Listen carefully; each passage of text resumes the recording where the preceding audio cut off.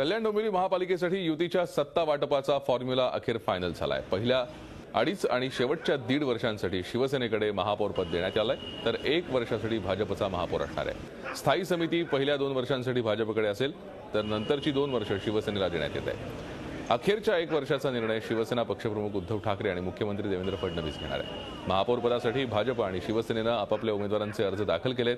शिवसेनेकडून राजेंद्र देवळेकर यांनी महापौर पदासाठी, तर राजेश मोरे यांनी उपमहापौर पदासाठी अर्ज दाखल केलाय।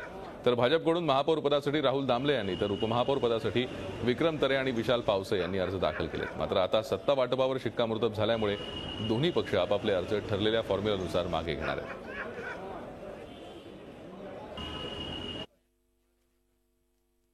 1 वर्ष महापौर हा भारतीय जनता पार्टीचा राहील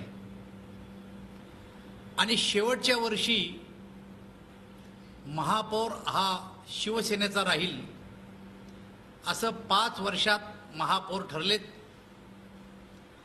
त्यानंतर उपमहापौर पहिले 2.5 वर्ष भारतीय जनता पार्टीचा,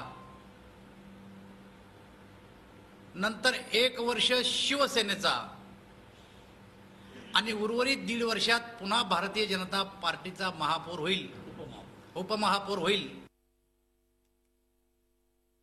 122 पैकी 94 जागा युतीच्या पारड्यात टाकून जनतेनं संपूर्णपणे एकमुखी असा कौल दिलेला आहे। इतर कुठल्याही पक्षाचा विचार न करता युतीच्या मागे आपली भक्कम ताकद उभी केली आहे। हा जनतेचा कौल स्वीकारत आम्ही पुढची 5 वर्ष कल्याण डोंबिवलीच्या विकासासाठी, त्या जनतेच्या हितरक्षणासाठी ही सत्ता राबवायचं ठरवलं आहे।